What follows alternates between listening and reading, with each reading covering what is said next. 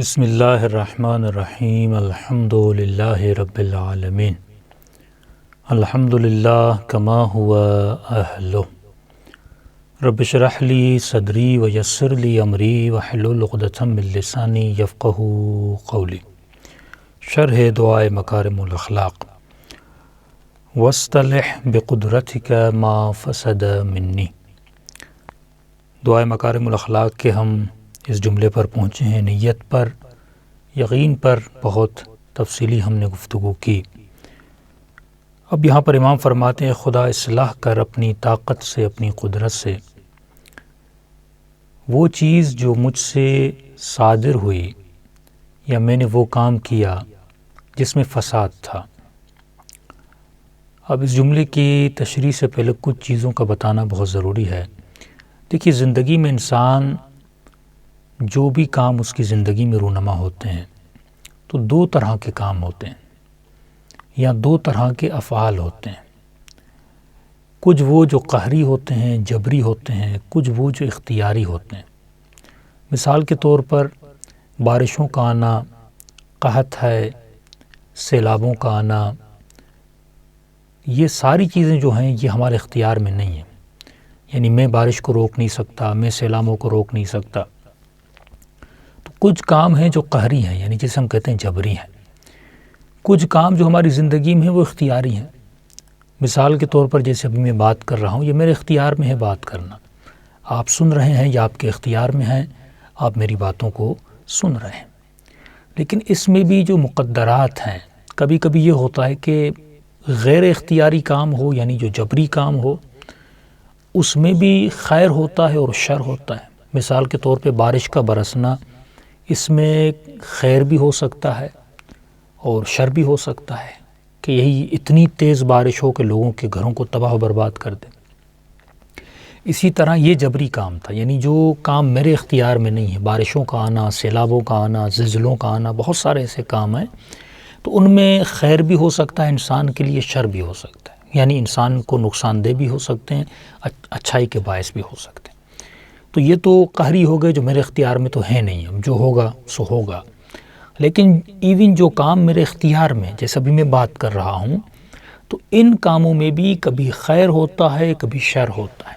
مثال کے طور پہ ابھی یہ جو بات میں کر رہا ہوں، یا ایون آپ جو لوگوں سے آپس میں باتیں کرتے ہیں، کبھی کبھی ہمیں یہ لگتا ہے کہ میں نے ایک ایسی بات کی ہے، کچھ ایسا کام کیا ہے کہ جس میں مجھے بہت فائدہ ہوگا، حالانکہ اس کے برعکس ہوتا ہے، اس میں ہمیں بہت نقصان ہوتا ہے۔ کبھی کبھی ہم کچھ کرتے ہیں اور سمجھتے ہیں کہ اس میں میرا نقصان ہوگا، لیکن اس کے برعکس کیا ہوتا ہے، ہمیں فائدہ ہوتا ہے۔ میں آپ کو یہاں پر ایک مثال دیتا ہوا چلوں کہ ہم بعض باتیں کرتے اور سمجھتے ہیں کہ ہمارے فائدے میں، لیکن ایک جملہ انسان جو اپنی زبان سے ادا کرتا ہے وہ سال ہا سال انسان کو خسارہ اور نقصان میں ڈال دیتا ہے۔ ایک شخص تھا، مثال کے طور پہ کسی شخص کے پاس گیا اور اس نے کہا کہ میں اس سال حج پہ جانا چاہتا ہوں۔ تو اس نے کہا بھائی حج پہ جا کر اپنے پیسے کیوں ضائع کر رہے ہو؟ اب تم غریب آدمی ہو، حج پہ جانا امیروں کا کام ہے، تو اپنے گھر کے لیے یہ خریدو، اپنے بچوں کے لیے وہ خریدو، مثلا گاڑی خرید لو، فلاں کام کر دو۔ تو اس کے ایک جملے نے ایک انسان کے حج کو ضائع کر دیا، ایک عبادت کو ضائع کر دیا۔ یہ امام کے زمانے میں ایک شخص رہتا تھا، اس نے اسی طرح ایک انسان کو حج پہ جانے سے منصرف کر دیا۔ وہ اس کو خبر بتانے آیا کہ بھائی میں حج پہ جا رہا ہوں، اس نے الٹا اس کی نیت کو کیا کر دیا، خراب کر دیا۔ اب یہی شخص جب امام کی خدمت میں آتا ہے، امام صادق علیہ السلام کی خدمت میں آتا ہے، امام فرماتا ہے اسحاق بن عمار، وہ ایک جملہ جو تم نے بولا، اس نے کہا مولا کون سا جملہ؟ کہ فلاں مومن حج پہ جانا چاہتا تھا، تمہارے ایک جملے نے اس کو حج پہ جانے سے روک لیا۔ وہ منصرف ہو گیا، اس نے کہا واقعی پیسہ کیوں ضائع کروں؟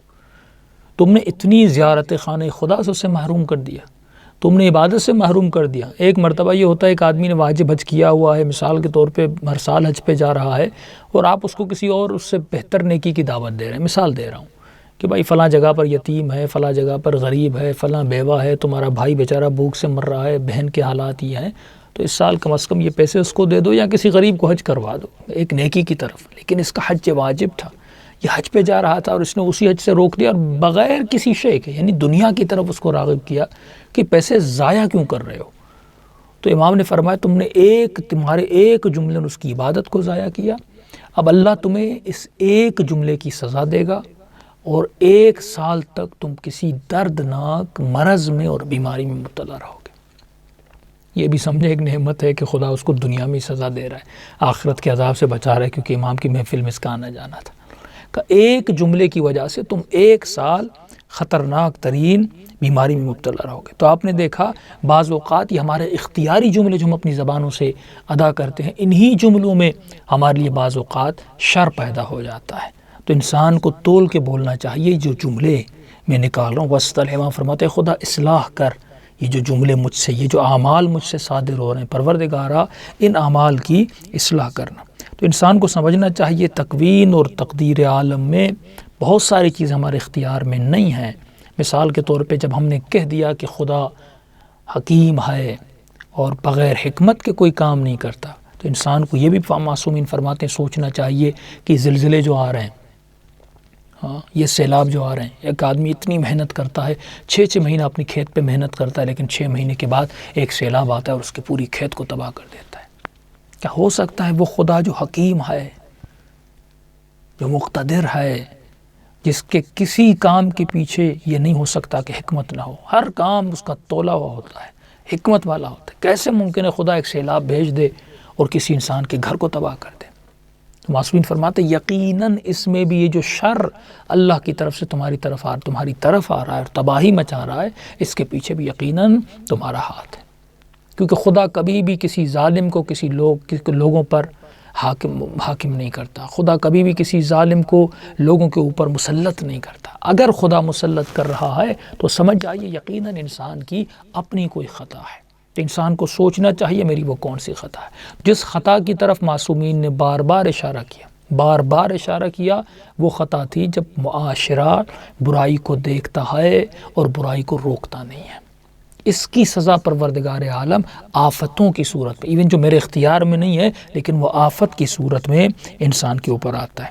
جب انسان جاہل ہو جاتا ہے اور انسان فساد کرنے لگتا ہے اور دوسرے انسان اسے امر بالمعروف نہیں کرتے، دوسرے انسان اسے روکتے نہیں۔ آپ کیوں سنتے سمعت بذالک فرضیت بہ، یعنی بندے خدا دیکھ بھی رہا ہے لیکن اسے روک نہیں رہا۔ خدا نہ خواستہ کوئی اس کا 1000 روپیہ لے جائے، 10,000 لے جائے، 1 لاکھ لے جائے، یہ کتنا دوڑتا اس کے پیچھے جاتا ہے، شور مچاتا ہے کہ اس نے میرے پیسے کھا لیے ہیں۔ لیکن معصوم فرماتے ہیں تو دین خدا کو، تو پروردگار عالم کی شریعت کو، تو توہین ارکان دین کو اپنی آنکھوں سے دیکھتا ہے، ایک بے حجاب عورت کو دیکھتا ہے، ایک گنہگار اور زانی شخص کو دیکھتا ہے، کسی کو شراب پیتے ہوئے دیکھتا ہے، دین کی دھجیاں اڑائی جاتی ہیں لیکن جوں کہ تو تک تمہارے اوپر نہیں ہوتی اور تم روکتے نہیں ہو۔ لیکن یہیں پر تمہارا مال تم سے چھین لیا جائے، تم کتنا اس مال کو پکڑنے کے لیے جاتے ہو۔ تمہارے ساتھ کوئی ذاتی زیادتی ہو جائے، اس کا انتقام لینے کے لیے تم کتنا آگے بڑھتے ہو۔ لیکن دین خدا کو پامال کیا جائے، شریعت الہی کو پامال کیا جائے، معصومین اور رسول خدا کے فرامین کو پامال کیا جائے، لیکن تمہیں پرواہ نہیں ہوتی۔ جب معاشرہ ایسا ہو جاتا ہے تو پھر خدا ایسے معاشرے پر حجاج ابن یوسف جیسے حاکم مسلط ہو جاتے ہیں۔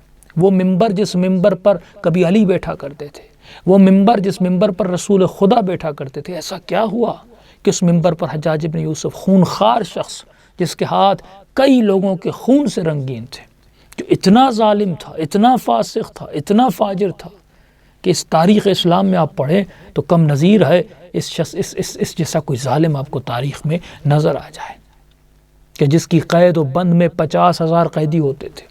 ملتا ہے ایسا جیل تھا جس میں چھت نہیں تھی، جب دھوپ پڑتی تھی لوگ دیواروں کے سائے میں چلے جاتے تھے۔ 50,000 قیدی تھے تو ان میں سے 30,000 قیدیوں کے بدن پر کپڑے نہیں تھے، برہنہ اور عریان حالت میں ہوتے تھے۔ اور کھانا کیا دیا جاتا تھا؟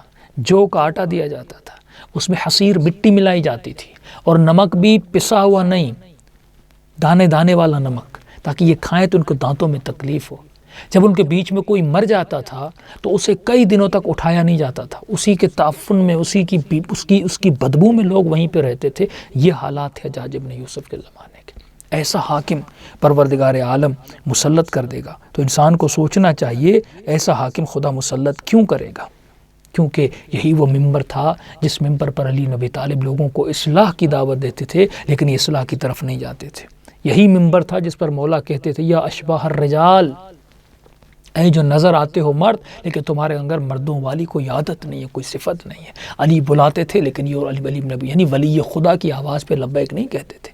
جب حقیقی ولی خدا تمہارے اوپر حاکم ہو اور تم اس کی اطاعت نہ کرو تو ایسا فاسد تمہارے اوپر حاکم مسلط کیا جاتا ہے۔ مولا علی کے جملے سنیے، مولا کیا فرماتے، قد ملے تم قلبی قیحا، تم نے میرے دل کو خون کر دیا، میں تمہیں سمجھا رہا ہوں تم سمجھ نہیں رہے، علی تم کو بلا رہے ہیں تم آ نہیں رہے، یا اشبہ الرجال ولا رجال، اے جو مرد لگتے ہو پر مرد نہیں ہو۔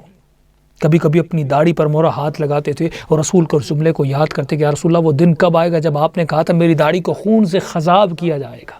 یہ وہ جملے تھے، یہ وہ درد تھے علی نبی طالب کے، لوگوں کو بلاتے تھے لیکن معاشرہ جا نہیں رہا۔ حسین کو خط لکھے جاتے ہیں، مولا کربلا تک جاتے ہیں، اتنا امین عادل متقی نماز رسول ان کی ہدایت کے لیے جاتا ہے، لیکن ان لوگوں نے کن کن کو اپنی حکومت پر اور مسند خلافت پر بٹھا دیا۔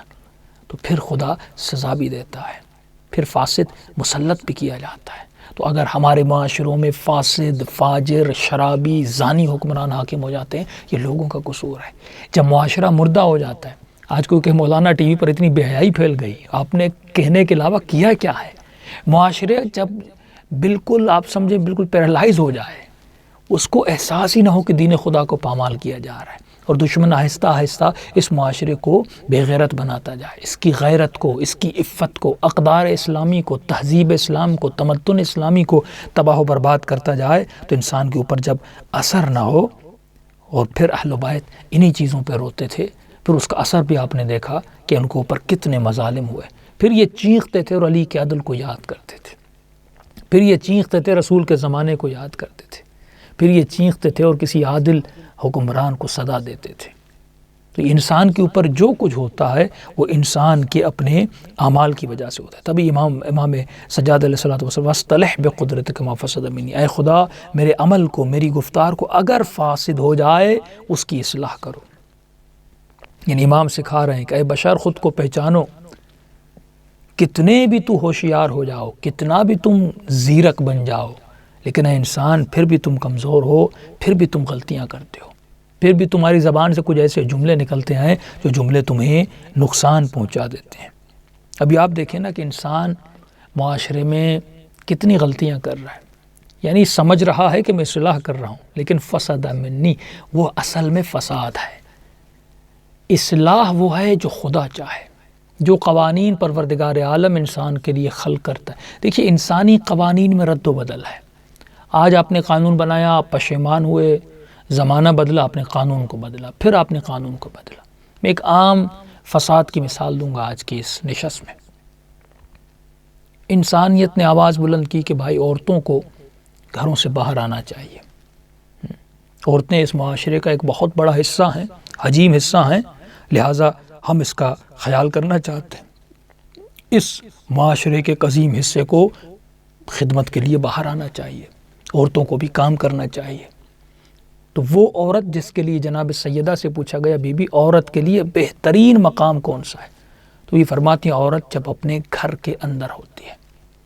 اللہ نے ایک چیز مقدر کی تھی، اللہ نے ڈیوٹیز کو مقدر کیا تھا۔ دیکھیے گاڑی ہے، ایک چیز ٹائر ہے،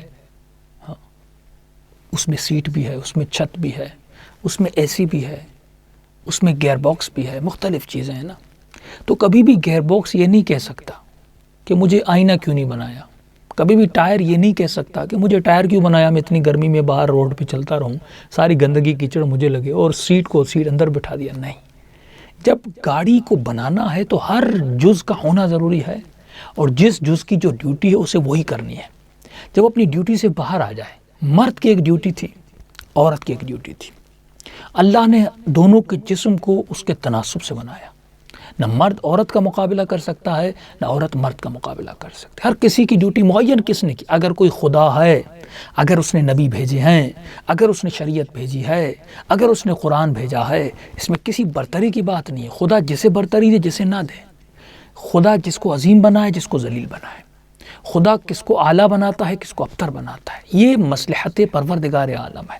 تو اللہ نے اسی طرح ڈیوٹیز کو بانٹا ہوا ہے کہ عورت کی ڈیوٹی کیا ہے، مرد کی ڈیوٹی کیا ہے۔ لیکن جب انسان اصلاح کی نیت سے یہ سمجھے کہ میں اصلاح کرنے لگا ہوں، یعنی یہ کہے کہ میری عقل، میں اب اللہ سے بھی زیادہ عقل مند ہوں، میں سیدہ سے بھی زیادہ عقل مند ہوں، میں مولا علی سے بھی زیادہ عقل مند ہوں، جن کو زمین کے سے زیادہ آسمان کے، جن کو غیب کا پتہ ہے۔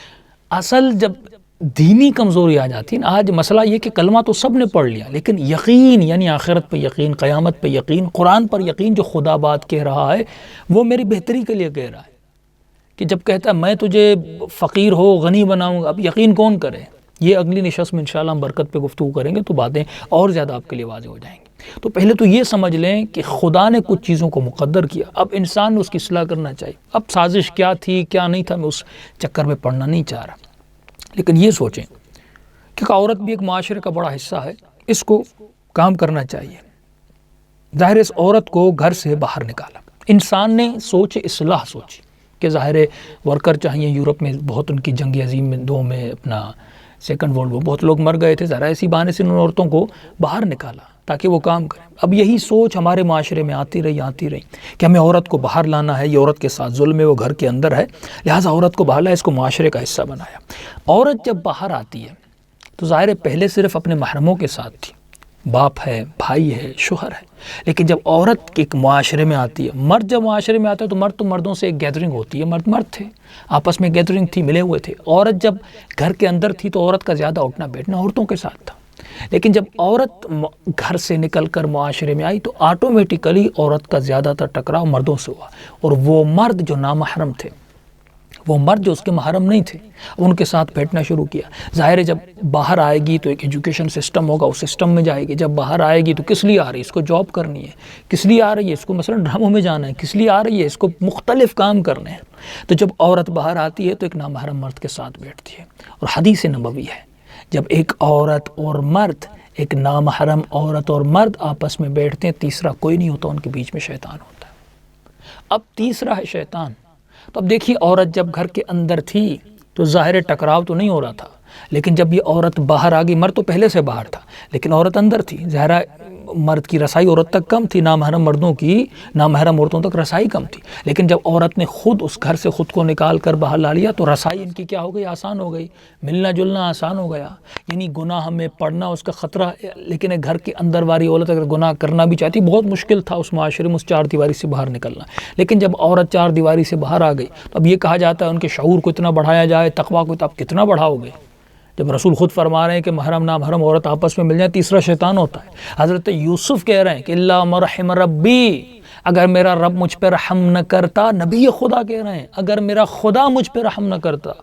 زلیخا کا وسوسہ اتنا خطرناک تھا۔ بھائی انسان ہے نا، انسان جائز الخطا، عصمت کا عامل تو نہیں ہے، کتنا بھی پڑھا لکھا کیوں نہ ہو۔ بڑے بڑے زاہد، بڑے بڑے عباد آپ دیکھتے ہیں گناہوں میں پڑ جاتے ہیں، واقعات آپ کے سامنے موجود ہیں۔ بھائی واقعات کیا آپ معاشرے میں آپ نہیں دیکھ رہے؟ جب یہ آپس میں ملتے ہیں تو اس سے فحشا، اس سے گناہ، اس سے زنا، اس سے بدترین مصیبتیں، گھروں سے بھاگ جانا، غلط دوستیاں، پھر گھر تباہ ہو جاتے ہیں، عزتیں پامال ہو جاتی ہیں۔ یہ اس کا ایک نتیجہ ہے جب عورت باہر آئی۔ تیسرا ان میں کیا تھا؟ شیطان تھا۔ دوسری چیز جو پروردگار عالم نے رکھی تھی قرآن مجید میں، وہ فرمائے وَبِمَا أَنفَقُوا مِنْ أَمْوَالِهِمْ، اللہ نے کمانے کی ذمہ داری مرد کو دی تھی کہ مرد کمائے گا اپنے گھر کے لیے، خرچ آور مرد ہوگا، اقتصادی ذمہ داری مرد کو ہوگی، بازاروں میں مرد جائے گا، کٹھن کام مرد کرے گا، گھر کے بچوں کے لیے روٹی لانا کس کے ہاتھ میں؟ مرد میں ہوگی۔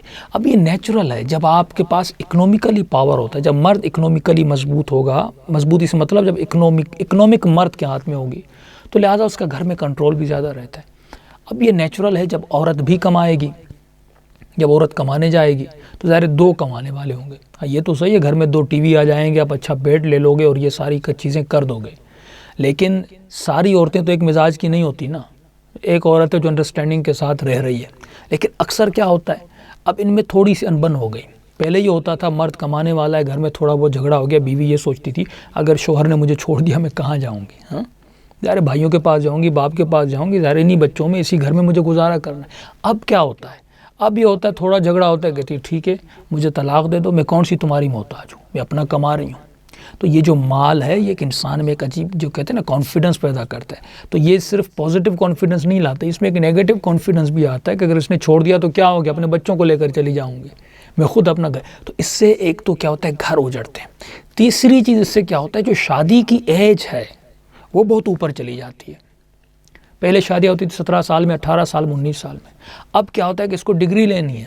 ظاہر ہے جب ایجوکیشن کا اتنا ریشو بھی ہوگا اور ایجوکیشن کی وجہ بھی ہوگی کہ ہمیں جاب کرنی ہے. حالانکہ اسلامک ایجوکیشن اگر کی جائے تو اور اچھا ہے، لیکن اگر دوسری ایجوکیشن صرفاً جاب کے لیے ہوتی، اس ایجوکیشن میں کوئی معرفت نہیں ہوتی. اب انجینئر بنو گے کون سی معرفت ملے گی؟ آپ سائنسدان بنو گے کون سی معرفت ملے گی؟ 2 کام ہوتے ہیں نا، علم الابدان ہے، جسموں کی خدمت انسان کی کرنا، وہ ڈاکٹر جا کے بنتا ہے چلو کسی کی خدمت کر لی.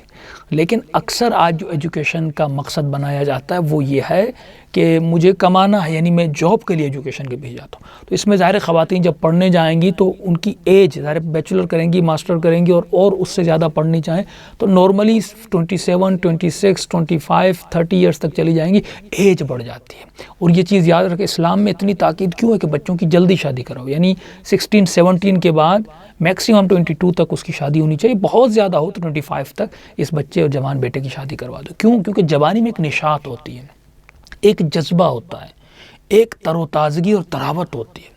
جب جوانی میں بچے کی تم شادی کرواؤ گی، وہ خوشی جو ان کے بیچ میں ہوگی، وہ عشق اور علاقہ، وہ محبت جو ان کے بیچ میں ہوگا، وہ بڑی عمر میں نہیں ہوتا. اور جب خواتین 30 ایئرز میں جا کے شادی کرتی ہے، ایک تو افسردہ ہوتی ہیں، دوسرا بہت ان میں انبن ہو جاتی ہے، اور تھوڑی نہیں بنتی تو فوراً طلاق لے لیتی ہیں. گھر بنتے نہیں ہیں، جو بڑی عمر میں شادی ہوتی ہے بہت کم ہوتا ہے. نادر کیسے، میں نہیں کہہ رہا، کم کیسز ہیں جن میں وہ بنتی بھی ہے، لیکن اکثر یہ ہوتا ہے وہ نشاط جو آپ کو جوانی میں ملتی ہے تو ایج بڑھتی جاتی ہے. اور آج کل تو یہ رشتے لینے والے جو نادان ہیں وہ بھی یہی جا کے پوچھتے ہیں کہ پڑھا کیا ہے. لڑکی نے بیچلر کی ہے، ماسٹر، والدین مجبور ہیں اس کو، یعنی آج عورتوں سے لڑکیوں سے شادیاں نہیں ہو رہی، ڈگریوں سے شادیاں کروائی جا رہی ہیں کہ بیچلر کی ہے یا ماسٹر کی ہے.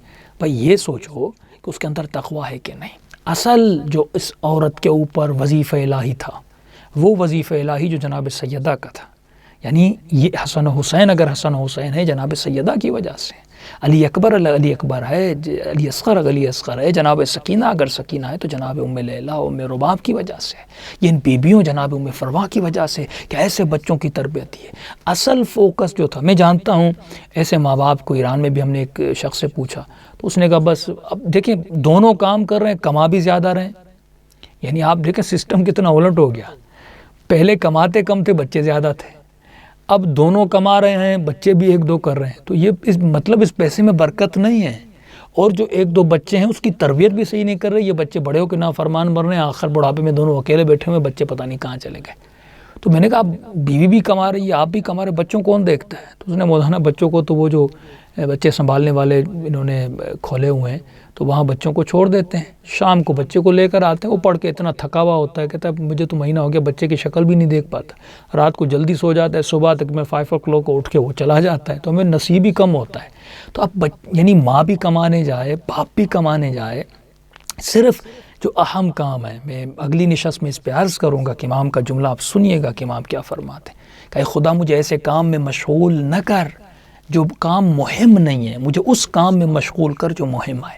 انسان یہ سوچے کہ آج جو میرا مشغلہ ہے، جن کاموں میں میں بزی لگا پڑا ہوں، وہ کام وہ ہیں جو خدا نے کہا تھا، یا وہ کام وہ ہیں جو صرف خواب و خیال میں مشغول ہوں. اور سب سے بڑی امانت الہی اولاد کی امانت ہے، جو اس ماں کی ذمہ داری تھی اپنے اس احساس سے، اپنے اس ایموشن سے، اپنی اس خیال اور تدبیر سے اس بچے کی ایسی تربیت کرے کہ ایسا بچہ معاشرے میں دے کہ اگر تم دنیا سے چلی جاؤ تو یہ اس بچے کے اعمال کی وجہ سے تمہاری آخرت بنی رہے.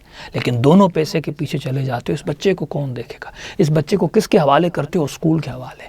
اسکول میں کون پڑھاتا ہے؟ ٹیچرز پڑھاتے ہیں. کیا تم نے کبھی سوچا اس ٹیچر کا بیک گراؤنڈ کیا ہے؟ کیا کبھی تم نے سوچا اس ٹیچر کی سوچ کیا ہے؟ کہ کبھی تم نے سوچا اس ٹیچر کے ذہن میں، اس کے دل میں محبت علی بھی ہے کہ نہیں؟ اگر وہ بھی نہیں ہے، کم از کم یہ بے دین تو نہ ہو. کم از کم تمہارے بچوں کو، یعنی یہ ہمارے بچے 7 to 8 hours ان ٹیچرز کے ہاتھ میں ہوتے ہیں. ہمیں یہ بھی نہیں پتا یہ ٹیچرز کیسے ہیں. جس اسکول میں ہم بھیجنے میں یہ نہیں پتا وہ بچے جو اسکول میں آ رہے ہیں یہ بچے کیسے ہیں. تو عزیزان محترم، یہ ماحول ہے سب سے اعلیٰ ترین ذمہ داری. اس ٹاپک کو میں کنٹینیو کروں گا اگلی مجلس میں امام کے اگلے جملے پر کہ مولا کس طرح انسان کو سمجھاتے ہیں. تو جب تک درایت نہ ہو تب تک ہم معاشرے کو ایسے بچے نہیں دے سکتے. یہ آخر الزمان ہے، یہ امام زمانہ کے ظہور کا زمانہ ہے. جب مولا 313 کا نام لیتے ہیں اس کا مطلب ملین شیعہ ہوں گے، لیکن فکر رکھنے والے عقل رکھنے والے، آخرت کو سنوارنے والے، اپنی قبر کو بنانے والے شیعہ بہت کم ہوں گے، تب امام 313 کا نام لیتے ہیں۔ تو یہ مت سوچئے لوگ کیا کہیں گے، معاشرہ کیا کہے گا، ہمیشہ یہ سوچیں میرا پروردگار عالم کیا کہے گا۔ مرد کی تربیت ایسے کریں جیسے اسلام نے کہی، عورت کی تربیت ایسے کریں جیسے اسلام نے کہی۔ خلاصہ یہ کہ پروردگارہ اصلاح کر میرے عمل کی، اصلاح کر میرے عمل کی۔ اصلاح امام کیوں فرماتے ہیں بقدرت کا ما فسد منی، میں یہ سوچتا ہوں کہ میں صحیح کر رہا ہوں، میں یہ سوچتا ہوں اپنی بیٹی کے ساتھ صحیح کر رہا ہوں، اس کو معاشرے میں بھیج دیتا ہوں، لیکن یہ مجھ سے فساد ہے، خدا اس کی اصلاح کر۔ اور یہاں تک امام فرماتے جو انسان کر سکے، جس میں توانائی ہو، کسی کو گناہ سے روک سکے اور سمجھے کہ میں سمجھا سکتا ہوں، لیکن اگر وہ نہ کرے، اولاد تو اپنے ہاتھ میں ہے نا، انسان سوچ سکے کہ میں اولاد کو سمجھا سکتا ہوں، اولاد نہیں ایون کسی اور بدحجاب کی، کسی اور غلط کام کرنے والے کی میں اصلاح کر سکتا ہوں۔ کبھی کبھی میرا ایک چھوٹا سا جملہ کسی انسان کی اصلاح کر دیتا ہے، جس طرح ایک جملہ کسی کی اپنا گناہی میں بھی ڈال سکتا ہے۔ تو فرماتے ہیں وہ یقدر علیہ فقط خان، اگر کر سکتا ہے، اصلاح کر سکتا ہے، کسی مومن کو یہ جملہ کہہ سکتا ہے اور اس پہ اپنا اثر ڈال سکتا ہے، اور اگر کسی کو نہ بولے اور گناہ کرتے ہوئے دیکھے، فرمایا اس نے دین الہی سے اور اپنے رب سے خیانت کی ہے۔ تو خدا بندہ ہمیں ان خیانتوں سے بچا، اور جو کام ہم زندگی میں انجام دے رہے ہیں پروردگارہ، وہ کام ہوں جو اہل بیت علیہ السلام ہم سے چاہتے ہیں۔ 60-70 سال کی زندگی ہے، پروردگارہ اس کو ایسے گزارنے کی توفیق دے جیسے ہمارے آقا امام زمانہ ہم سے دیکھنا چاہتے، اور ہم سب سے انشاءاللہ راضی و خوشنود رہیں۔ السلام علیکم ورحمۃ اللہ وبرکاتہ۔